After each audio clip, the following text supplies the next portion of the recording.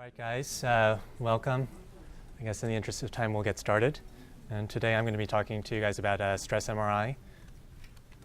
So I'm going to take a step back and ask, first and foremost, why even do stress testing?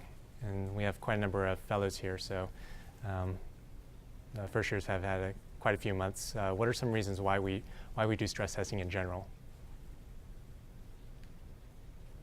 Any takers? Maybe just start calling on people. I'm going to start calling on names. Diagnosis. So diagnosis of what? CAD. CAD? Functional capacity. Okay, and I heard ischemia, so ischemic burden. Anything else?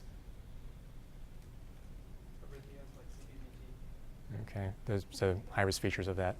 Okay, so you guys pretty much have named all the major reasons why we generally order stress testing in patients. So we usually do it for functional capacity assessment, for prognostic risk, ischemic detection, CAD detection, and coronary stenosis significance.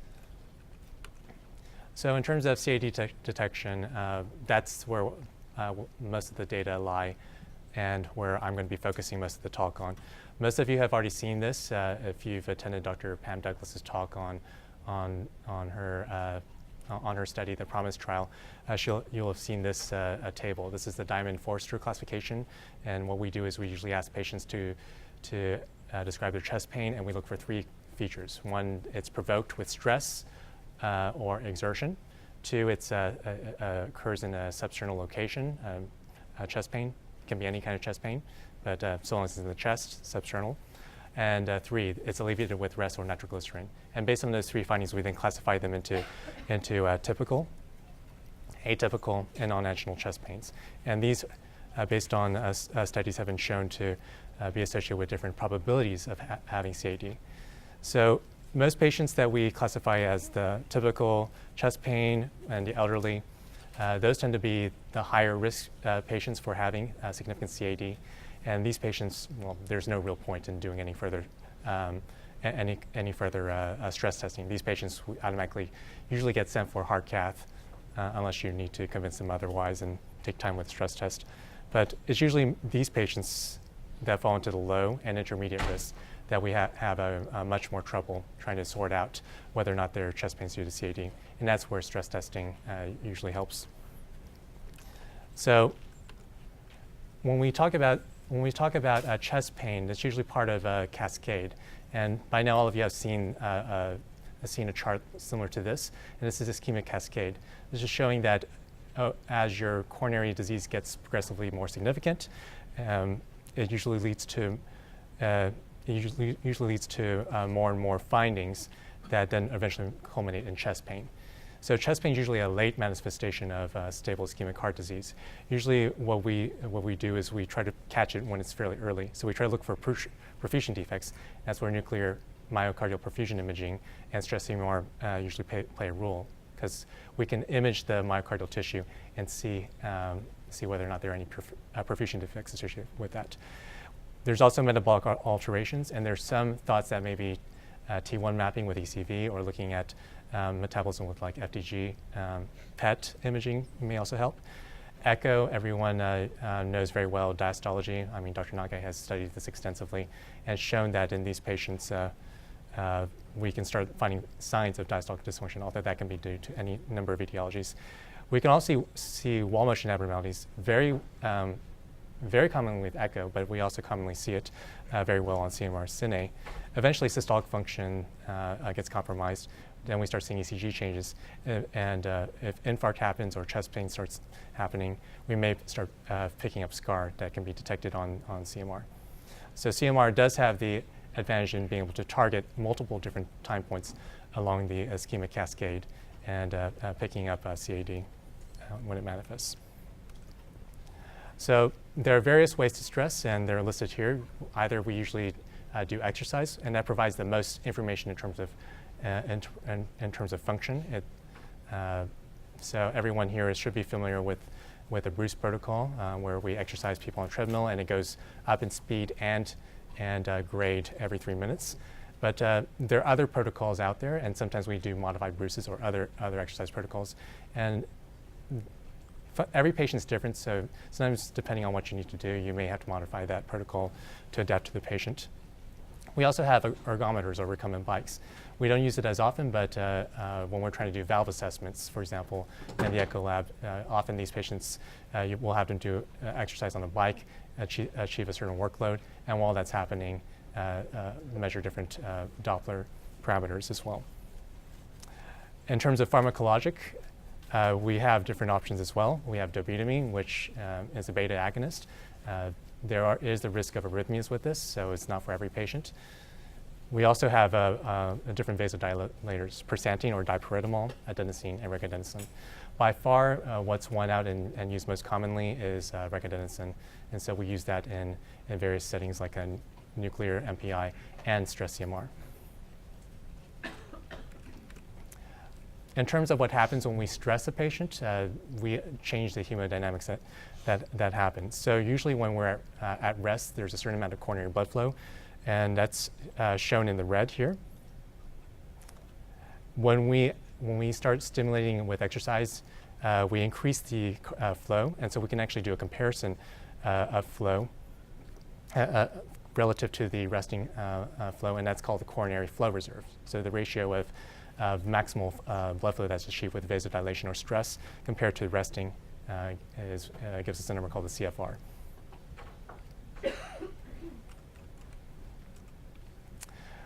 When we do stress or vasodilator, the idea is that we increase the coronary blood flow, and so we simulate a stress in that sense. Instead of causing increased myocardial demand, we're actually causing the coronary vessels to dilate.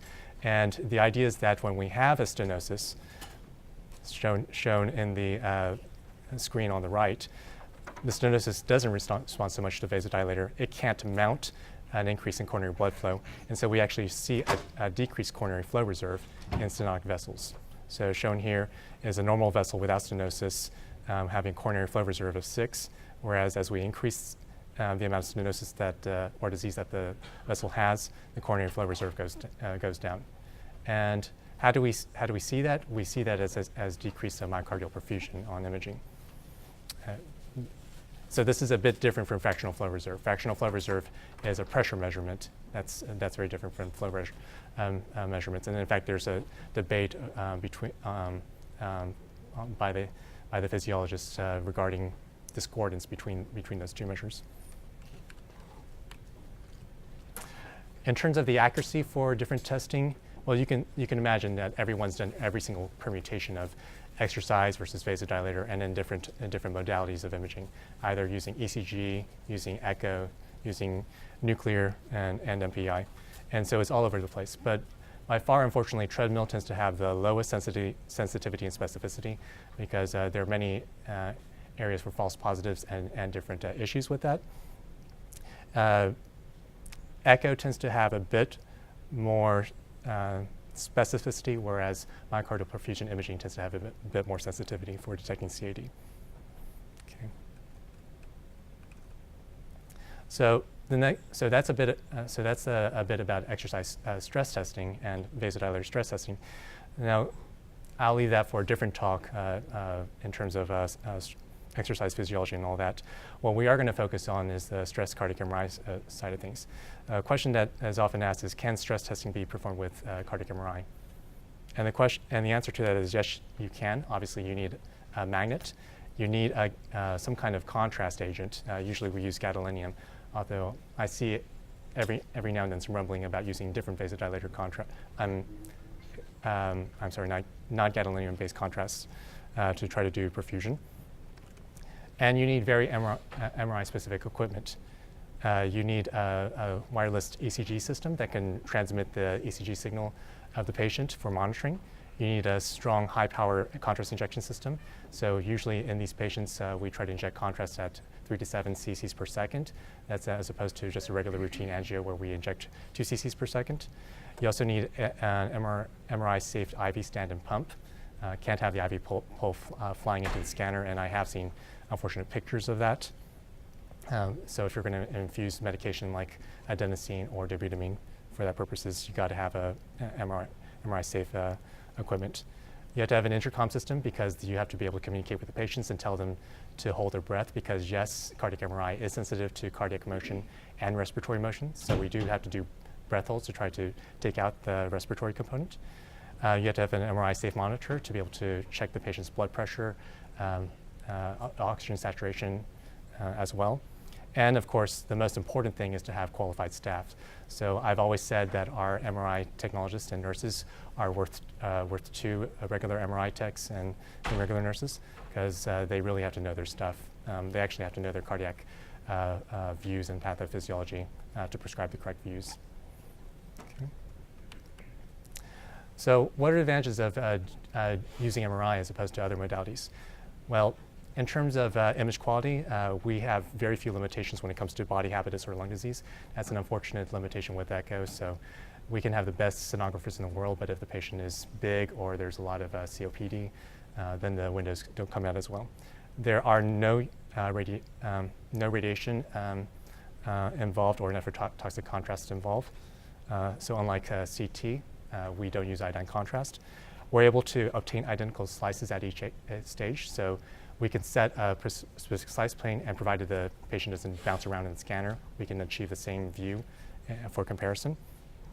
And with MRI, we can actually take a look at scar imaging and see whether or not there's infarct in the heart that could indicate prior evidence of disease. There are some disadvantages. Unfortunately, while body habitus doesn't limit the image quality, if the patient is too big diameter-wise, 60 centimeters for our 1.5 Teslas or 70 centimeters for our 3 Tesla, then these patients can't fit in the magnet, and that's a limitation there.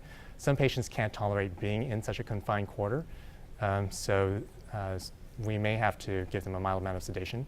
That being said, while we appreciate some people trying to be helpful in giving sedation, please don't, because often these patients come down groggy and then unable to cooperate with the exam. Because again, another thing that we have to do with MRI is we have to do breath holds. So the patients can't hold their breath, we can't get good quality images, and the study becomes meaningless. And while iodine contrast isn't used, so we don't use nephrotoxic agents, we do have to use gadolinium-based contrast agents for our studies. And there is a risk of nephrogenic systemic fibrosis, although our newer agents tend to have presumably less risk in this and we're doing studies to confirm that. Now, can we exercise in the scanner room? After all, we do have a very high strength magnet, and this can present some problems when we have metal equipment. The answer is yes. There's actually an ergometer made by a company called Load, which I understand that we're looking into potentially getting and using. And then there's a group in Ohio State that actually has developed a modified treadmill system. There's actually a company that got spinned off of that does this, and so we can do treadmill MRIs as well. But it involves a staff that's very experienced and does everything streamlined. If you've ever seen the YouTube video of this, they'll usually show a young volunteer or patient who gets on treadmill, exercises. He's all hooked up. As soon as he achieves target heart rate, they pretty much slide him back from the treadmill, put him onto an air mattress, which has already imprinted an image of him, so they know exactly his position and maintain the same position, and then they slide him in the scanner and punch a button and try to scan him right there and then. But that involves things going really fast and everything going ideal. So still in works. That being said, the same group did come up with a study that they published in JAHA just last year, where they confirmed that they were able to achieve reasonable sensitivity and specificity. So sensitivity of 79% in this case, and sensitivity, and 99% specificity for detecting CAD in these patients. And this was actually superior to exercise stress SPECT. Okay. So in the works, but not ready for prime time use. Just a unique study, the one that you showed, because they are showing lower sensitivity for SPECT and a pretty high specificity, which is very unusual. SPECT is usually lower specificity and higher sensitivity. Yes, and that's absolutely correct.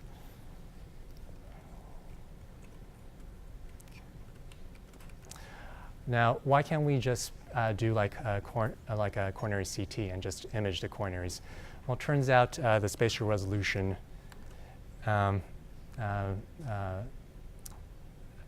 one could wish for more with this. In an ideal patient, we can do a 3D whole heart, but that acquisition with a navigator usually takes anywhere from 10 to 15 minutes, and that assumes everything goes well and the patient's breathing is smooth and gating works correctly. So it's a long acquisition just for that one 3D data set, and we usually do it with contrast. And assuming everything goes well, then we can get it. Otherwise, it tends to be quite variable and not productive.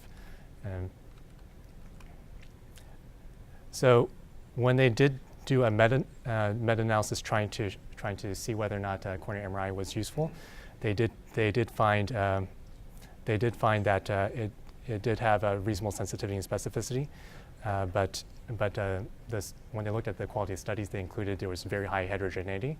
And for those of you not familiar with a meta-analysis, when the I-squared value exceeds 20%, that means very high heterogeneity and therefore very mixed setup of the study.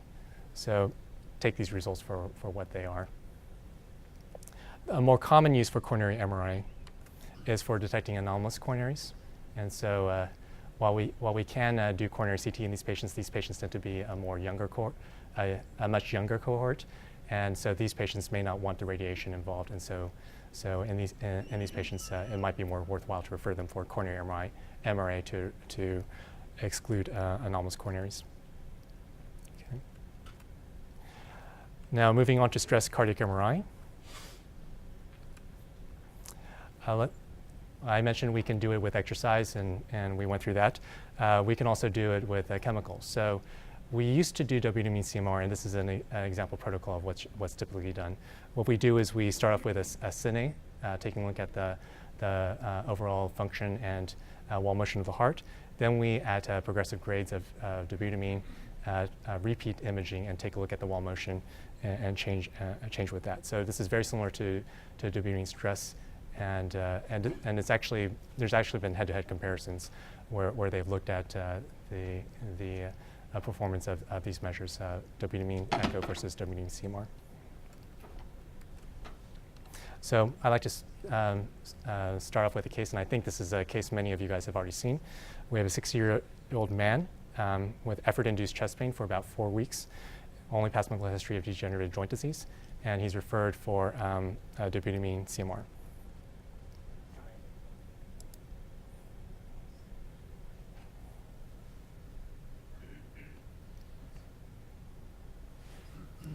Let me blow this up. And like I said, the advantage about MRI is we can go back and prescribe the same exact slice plane and know we're in the same exact location.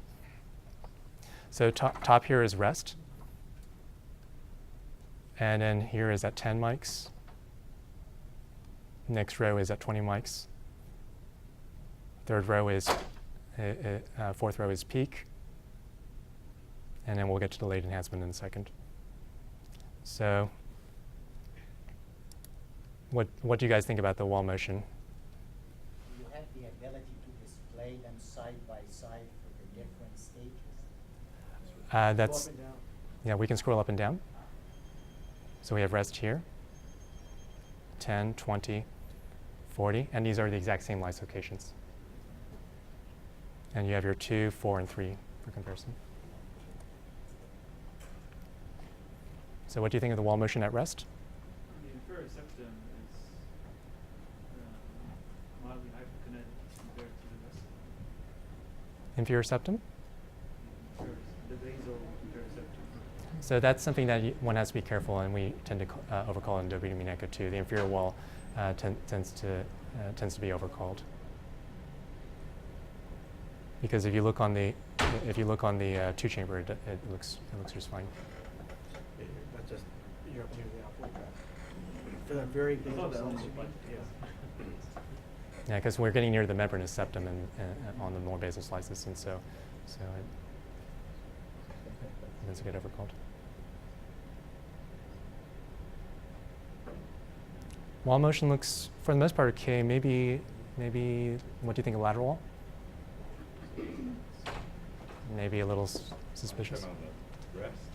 Yes, on the rest. yeah. This looks a little bit worse, like less vigorous than the other walls.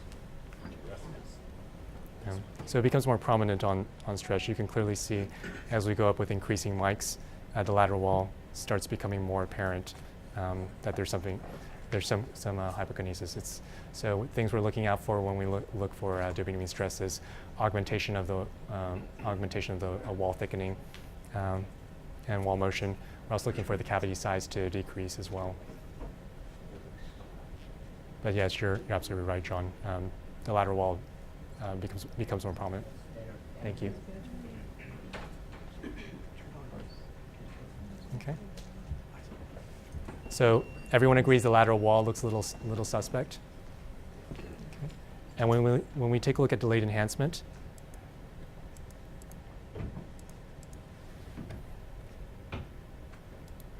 we actually see that there's an area of infarct.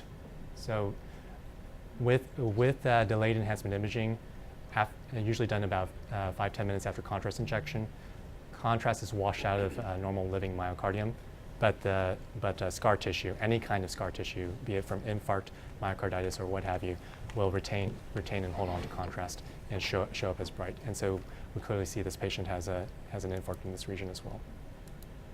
And you see it extends down along to the apex. So, and you see it also here along the 4-chamber lateral wall. So this guy likely has a left circumflex territory disease. Okay. So is there a sequence when you're looking at the studies, you follow do the rest, then you look at the delayed hyperenhancement images, then you look at the stress? Or That's a good question. So we do have a systematic approach for the vasodilator stress, and I'll go into that. For dobutamine, it's just like echo. It's a qualitative assessment looking at wall motion. Of course, we can look at the CAD scar and incorporate that as well. Yeah, I mean, usually with dobutamine, you're going to basically look at your baseline, and then look at low dose, and then peak dose, and then afterward look at your delayed enhancement. Okay. So, like I said, dobutamine CMR has evolved over the years, and this group published this pair of people published a very nice article in 2010 showing the evolution of dobutamine CMR over the last 20 years. And you can see there's a plethora of studies with Nagel, with Pendle performing the first CMR, dobutamine CMR in 1992, Nagel performing first comparison of dobutamine CMR to dobutamine echo, and he found that they were comparable. And then the first accuracy was described in 2007 in a comprehensive meta-analysis. And we'll take a quick look at that. And then this is where we are now. So it's already been tested in various different patient populations, and with good results. This is a meta-analysis by Dr. Nadalou et al., published in 2007, where they looked at the use of dobutamine CMR in detecting CAD. And from what I recall, they included about I want to say about 20 studies or so, and they found that the sensitivity and specificity fell somewhere around 0.9 and 0.8 respectively. Okay. are there data on reproducibility, impact of the learning curve, different levels of training on the accuracy results for using DB CMR? That's a good question. I honestly admit I haven't investigated that as deeply. Considering there is a 20-year timeline, I'm sure some investigators have investigated that.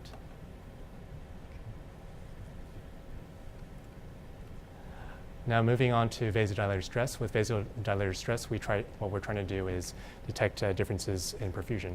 And so one of the first questions that was asked when this was first started was whether or not perfusion differences can be detected on CMR. And so in order to do perfusion, in general, what we need to do is inject gadolinium contrast at a high rate and have it pass through the different cardiac systems, eventually perfuse the myocardium, and then see if there's any regional differences there.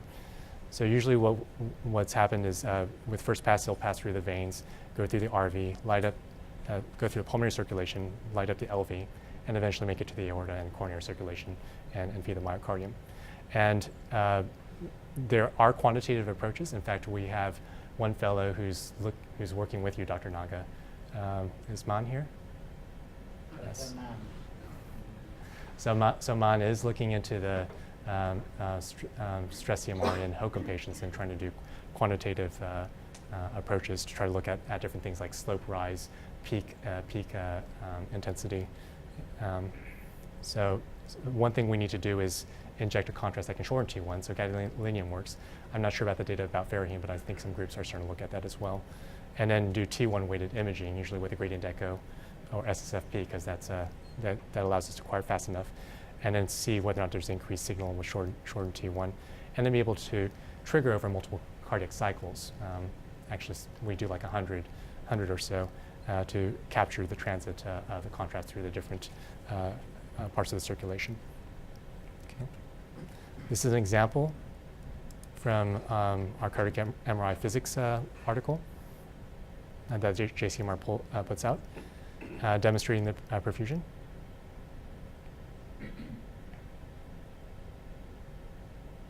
And what you can see here is that when contrast is given, again, like I said, it has to pass through different cardiac systems. It shows up in the RV first, so you see this light up. Pulmonary circulation, then LV, and then finally myocardium. And this allows us to see, differences in perfusion in the wall. This is a dramatic example where you can see that the septum in the anterior wall perfuses less compared to the lateral and inferior wall. So visually, this looks great. Is there any confirmation that we can detect regional wall differences? And turns out there is. And I wish I was actually working with an EP attending at the time. So I did my medical school at Northwestern. I was actually on the floor of the Cardiovascular Research Institute where Dr. Francis Clockey was in charge.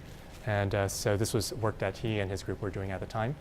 And again, I wish I knew about this, where they actually took 12 canines and simulated stenosis in the lateral, in the left circumflex territory. So that either inflated balloons around the left circumflex or occluded it, and then measured it at rest, contrast perfusion at rest, and then measured it under vasodilator response.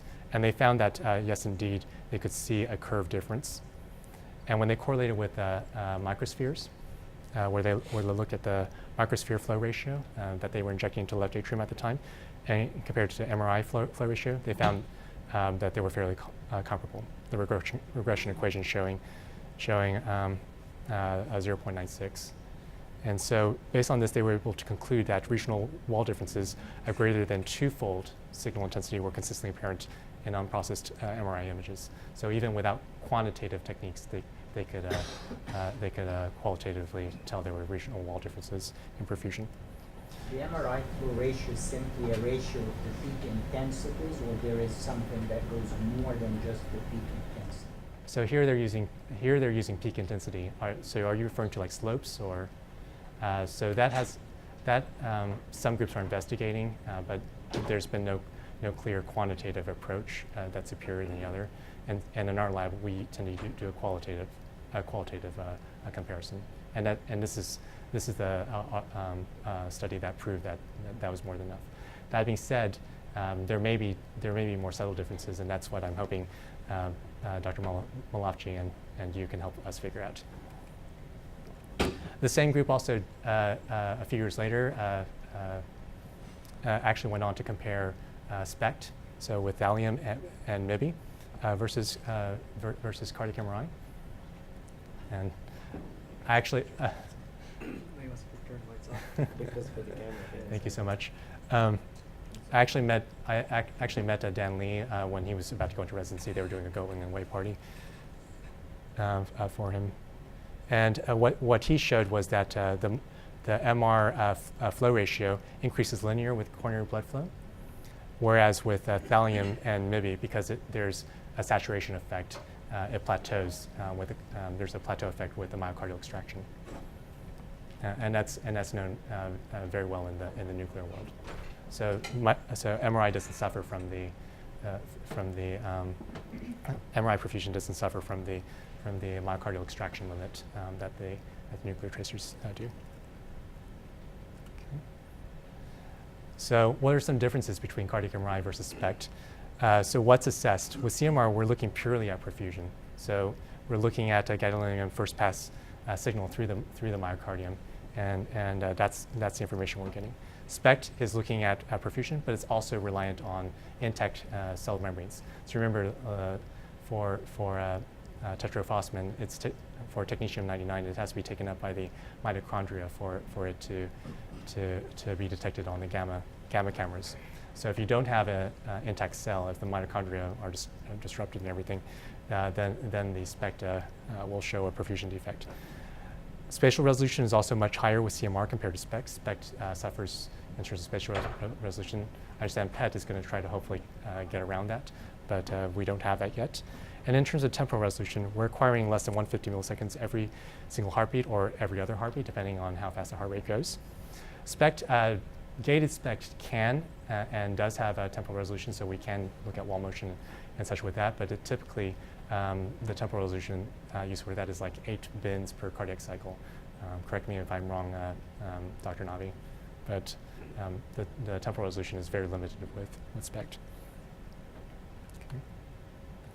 Now, in terms of diagnostic accuracy and comparison between MRI and SPECT, there have been head-to-head comparisons. One that's often brought up is the MR Impact 2, and what they found in their study was when they looked at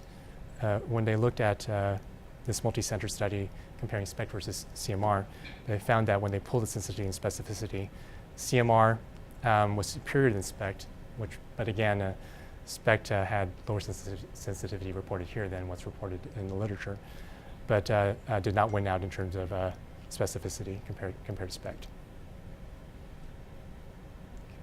These were compared against coronary angiography. Yes. Yes, this was 400 patients after 500 that were excluded, and then some were excluded for image quality and what have you. But this was confirmed with coronary angiography. Yes. And this was read by, I understand they had 3 readers in the SPECT group and multiple readers in the CMR group. And so they did a pooled analysis of all patients, and they did an average of readers for their sensitivity and specificity. And that's what's displayed here. Did it vary by single vessel, multi-vessel that name these things? Unfortunately, that wasn't in the main article. I think that might have been supplemental. That's a good question. Is that like typical of the sensitivity and specificity you'll get? That's not that. It looks pretty low, huh? I mean, if you told me I had 2 in 5 chance of missing something, I wouldn't be super thrilled. Yes. Yes, that is a major issue, but that's why, and I'll discuss the importance of being very, very systematic in your approach, and that way following some principles, maximizing the diagnostic accuracy of your studies. But this was looking at purely perfusion. This wasn't looking at delayed enhancement, looking at other things that we tie in together when we're reading. The key is when you're going to make an assessment, you want to look at all the available data that you have. In this, they only looked at part of the data. So it would be kind of like in the cath lab, if I told you, you can only look at the left shots and then tell me do I have CAD or not, it doesn't make any sense, right? You want to look at everything before you make an assessment. So how do we do vasodilator CMR? This is published by the group at Duke, and it shows the typical technique. So we start off with CNA. We'll do morphology, which is optional, but this is a nice way to take a look at the patient's chest anatomy and exclude other concerning things like dissection or other things going on. Then we start off, we usually do our stress first. So we always do a stress perfusion, and then we can do additional imaging or wait. We actually had a research protocol where all we did was sit there and wait for 7 minutes. I can assure you that's not what we do clinically. What we usually do at this stage is we're either doing an angio or we're assessing for flows and looking at the different valves and everything. Then we follow up with a rest perfusion. And then 5 minutes later, then we do our delayed enhancement imaging to round out and get scar. So from this, we actually get nice pieces of data. We get a cine, we get stress data, we get rest data, and we have delayed enhancement. This is an example of the images that we obtain. And can I get the lights again?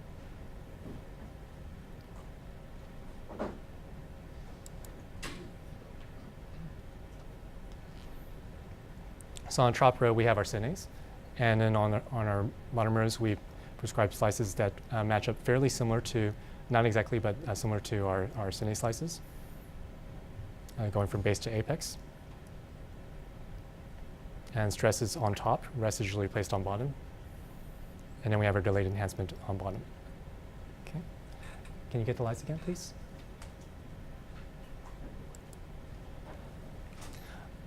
So that's typically the image data that we acquire with a stress CMR. So Is that patient normal or would it be? we'll get back to that. I actually use this case as an example to discuss CAD, but we'll go back to that. So now we have four sets of data, and we have 16 different possible combinations, and this shows every single combination that you can have of normal versus abnormal findings on this. So if we do a scatter shot, we're going to be all over the place with how we approach it. So the question that was posed by the Duke group, formerly Northwestern group, and then moved to Duke, was how should the data be incorporated? How should discordances between data points be handled?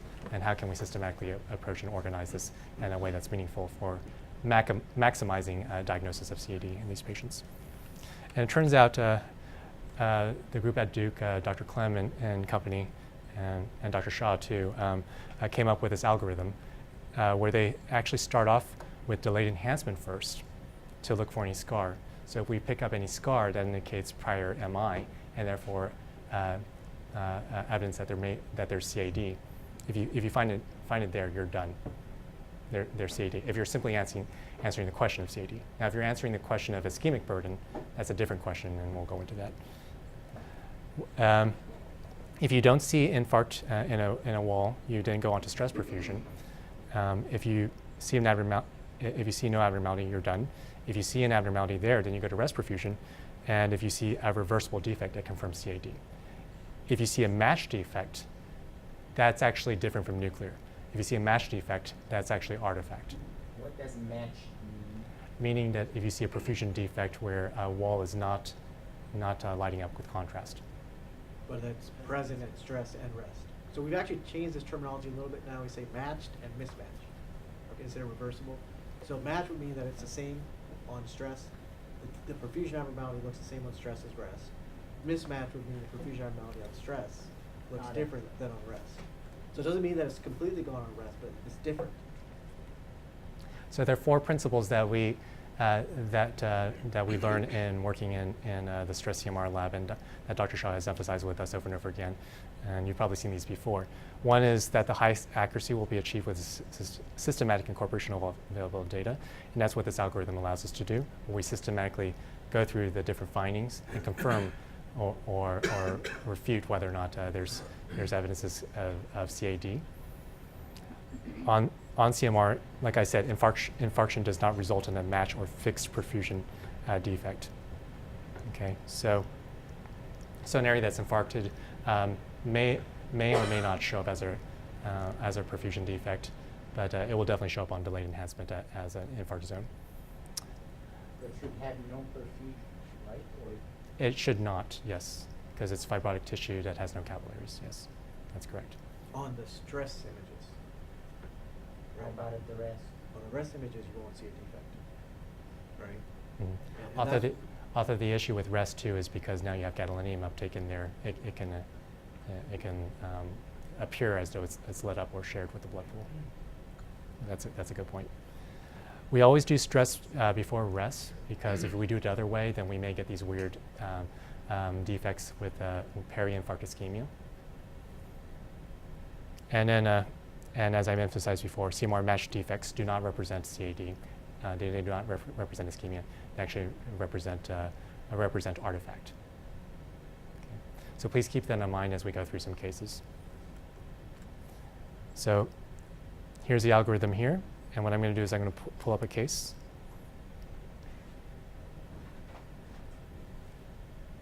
And if I could get the lights again. Again, we have the synase on top, stress on the second row, rest on the third row, and delayed enhancement. So with our algorithm, we start with the delayed enhancement, right? Okay, and do you see anything on delayed enhancement? No, right? It looks pretty clean. Okay, so no CAD if we're answering the question of trying to answer the question of CAD by delayed enhancement. So next we go to the stress if we follow our algorithm. And what do you look at the stress images first? After we look at the delayed enhancement. So we look at the stress images first, and this is base, this is apex, and what do we see? Can you click on one? Sure. Just gonna magnify it. Start with the basal.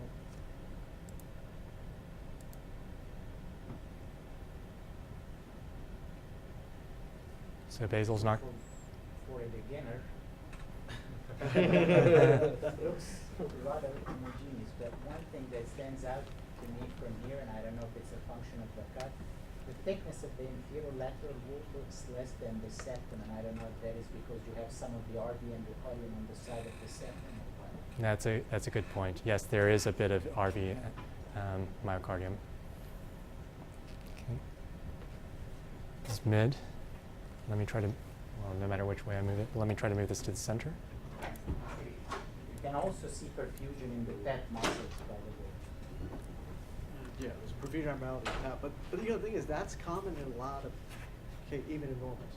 So we don't know what that really means.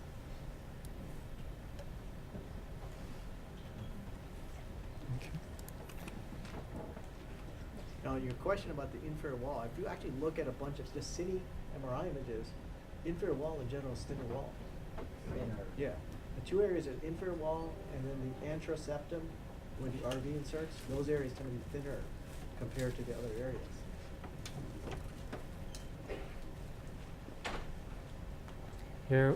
Here we actually begin to see a little bit of defect here.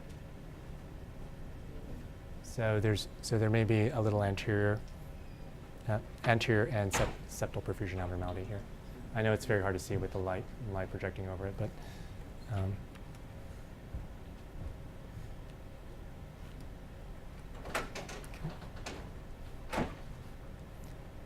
and now going to rest.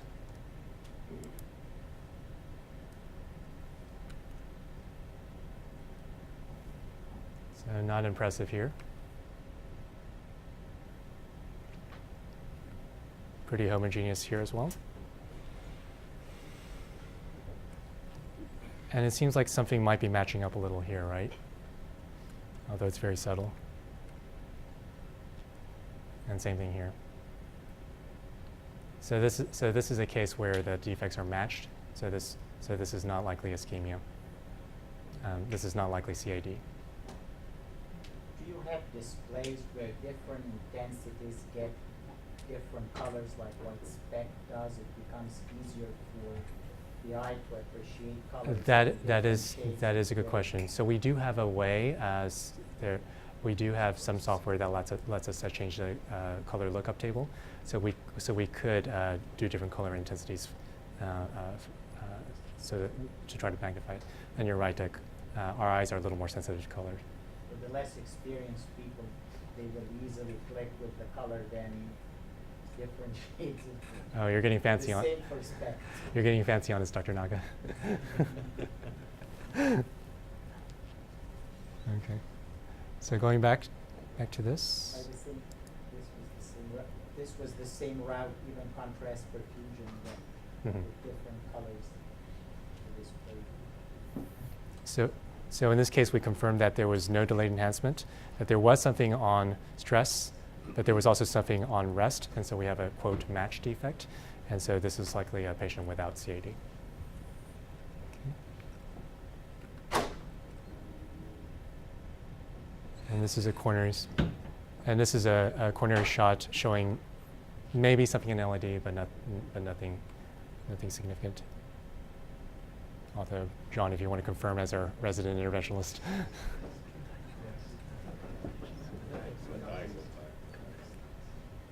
Maybe the diag, but yeah. Okay.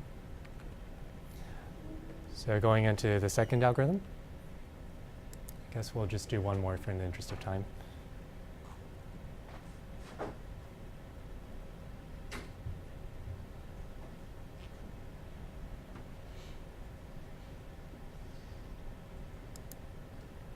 you center that when it's trying to keep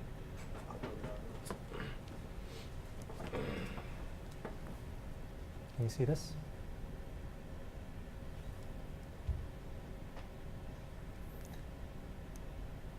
This is an easy one, guys. So we start with the delayed hyperenhancement. Okay, so you're keeping me honest. So we start off with the delayed enhancement, and what do we see? Entering septum. Yes, this entire area here is scarred out. CAD LED distribution. Yes, so if we're answering the question of CAD, we're done. We confirm there's CAD. Ischemia is a different one. Yes, so now if we're answering whether or not there's overlying ischemia, then we go down the rest of our algorithm. Right, and what you're going to do here, though, is you're going to compare your stress to your delayed enhancement to see if the size of the perfusion defect on stress is bigger than the size of the infarct on your delayed enhancement. And what do we see here? So now we're at the papillary level. It's a bit more extensive. It's almost halfway down that septum. Mm-hmm. Yeah. So this is more of an apical slice. You went past the basal slice. So even in the apex, there is a Yeah, but again, what we'll do is take note of this, and then let's compare that to the delayed enhancement side by side.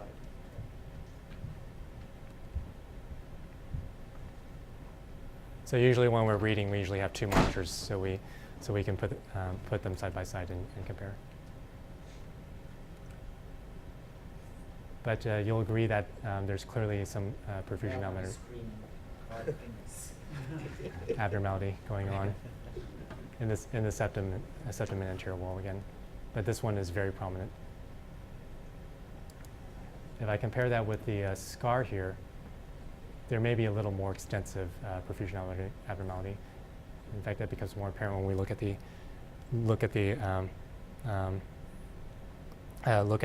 closer to the apex. So there's more extent to the perfusion abnormality. And if you compare stress versus rest, you'll note that this is a lot darker in intensity compared to the rest images. So this was actually interpreted as infarct, but with ischemia. With or without? With. With this. Probably Okay. just a little bit on the edges. Yeah. But go back to the mid slice. So if Dr. Shah, the scar and the perfusion defect matches, you would just say scar only? Correct. Yeah. If the size of the perfusion defect is the same Yeah. as your infarct, then it's just infarct only. Yeah. If the perfusion defect is bigger, then you say there's peri-infarct ischemia. to have a software that can quantify both areas, and therefore this variability of interpretation gets less. Mm-hmm. Quantify which areas? Like the delayed hyperenhancement is X%, the area that appears darker. Oh, yeah. I don't know if Dr. Shah, you're doing a different talk, but 10%. but yes, there are various ways to quantify delayed enhancement. We can, in fact, Dr. Jalima published a paper where he compared standard deviations. So we look at myocardium and see how many standard deviations above the intensity is to qualify as first scar. Some argue 2 standard deviation. He found 5 standard deviation. People go back and forth with that method in terms of using that as a threshold for detecting delayed hyperenhancement. Others have used full width half maximum. So you identify scar, and anything that falls outside the full half width maximum is then relegated to normal myocardium, if that makes sense. So those are the 2 approaches that have won out, and people have gone back and forth. In our experience, when we try to get the computer to trace it, you have to be very, very accurate, because if you so much as miss a small amount of blood pool, then the computer counts that as delayed enhancement. So, Level Eric, up. quick question. So the transmurality of the scar and delayed enhancement wouldn't necessarily tell you if this is chronic or if there's active ischemia going on? Active ischemia? Like, can you just look at the delayed enhancement and just look at the transmurality of the scar? It's like more than 50%. Can you say there's? So that. Can't say there's no ischemia. So that can be misleading, because you can have a fresh infarct, a patient who just had acute MI, where the architecture is disrupted. That actually results in a different finding, but I won't go into that. But usually that area will also appear as having hyperenhancement, because the cellular tissue structure has been disrupted. Yeah, so, I mean, I think the question you're asking is basically, remember, you can have an infarct that's reperfused or non-reperfused, right? Your delayed enhancement simply tells you what's dead and what's not. So if you have a non-reperfused infarct, then you still have some peri-infarct ischemia, if you have a sub-infarct infarct. If you have a reperfused infarct, in other words, they intervene on the vessel, you would just have infarct, you may no longer have inducible ischemia. All right, so that's why, if that's your question, you want to look at both the delayed enhancement and look at the stress perfusion images as well. Now, go back to that for a second. Okay. Are you going to show another case, or? I was actually going to wrap up in the interest of time. Maybe just go back to that case for a second. It's kind of another interesting finding. Sure. We can turn the lights out. Click on the second perfusion, stress perfusion image. Now, look at the RV. What do you guys think?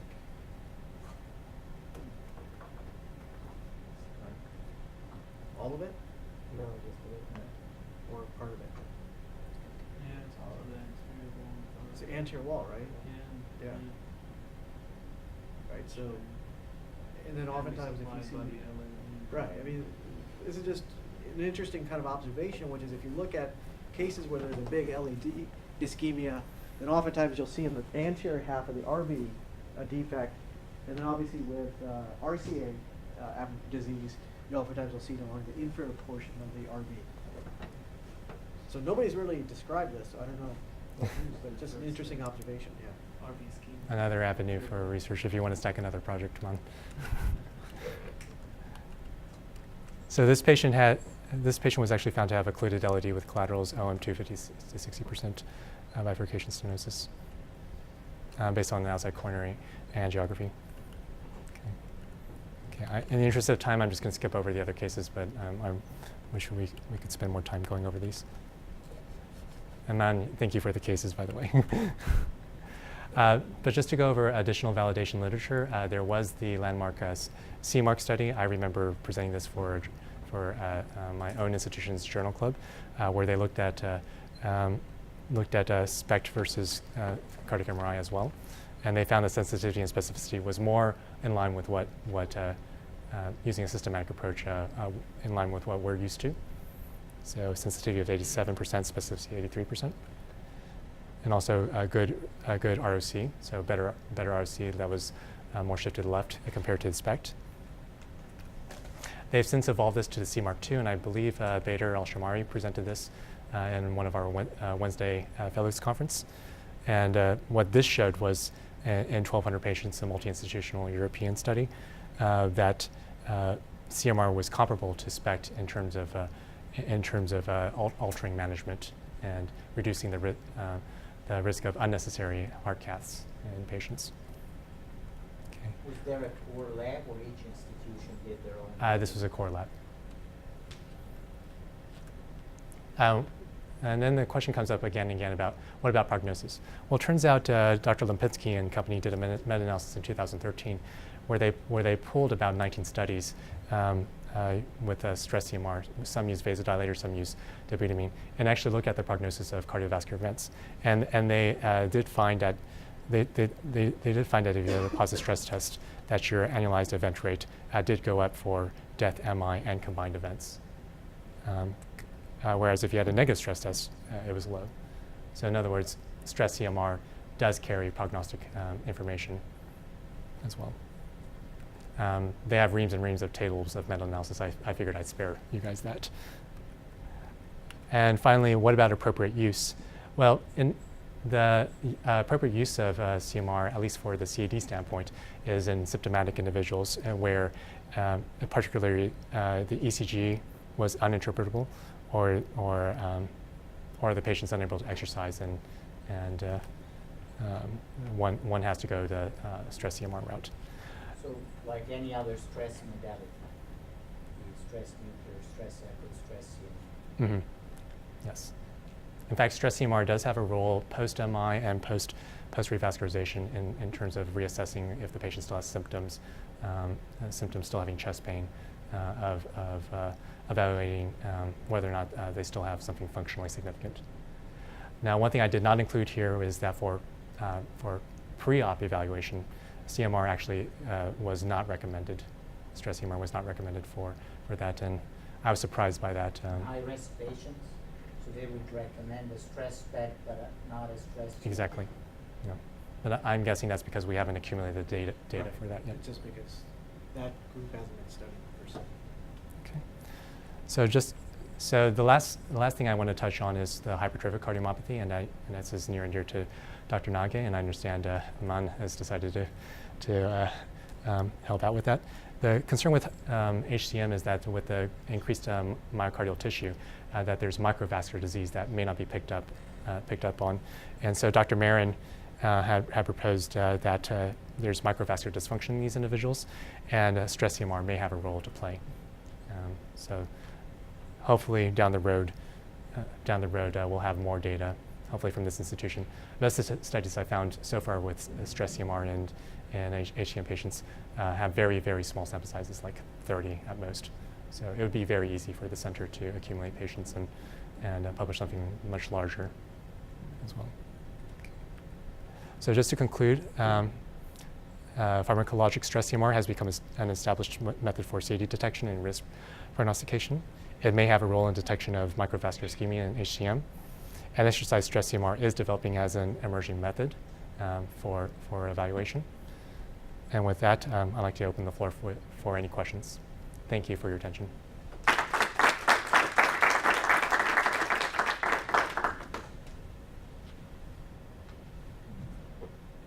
Nice presentation. We learned a lot. Thank you, Dr. Nage. Are there any situations where stress CMR is definitely preferable compared to nuclear, like certain clinical situations? So if you have a young patient for whatever reason who had heart disease, who had ischemic cardiomyopathy, like your familial hypercholesterolemia patients, your FH patients, they may not want to get radiation over and over again. And so that might be an indication of patients who are desperately trying to avoid radiation. The other possibility too is if they, with renal patients, you can do nuclear, but we're finding that we can do these patients as well, provided their GFR is okay. Yeah, I mean, I'll tell you my practice. I mean, how I position it, I think, is obviously if a patient can exercise, you want to do an exercise-based test, right? So either stress nuclear or stress echo. For those patients that can't exercise, and you need pharmacologic testing. If they've got kind of large chest, so body habitus issues, women with breast implants, which again may make nuclear more difficult. Those are the patients that I tend to go more towards a stress CMR as opposed to a stress nuclear. But I mean, the reality is I think you've got lots of different options, and probably the most important thing is go with what you have local expertise at, right? That's a key thing, I think. You've got multiple options that are all really good. It's a matter of what you have local expertise. But I think the one message though clearly is if you can exercise, you should do an exercise-based study. Although do stay tuned, because I understand we are going to work on getting the ergometer for stress testing. So we will down the road have exercise stress CMR. Any other questions? Thank you.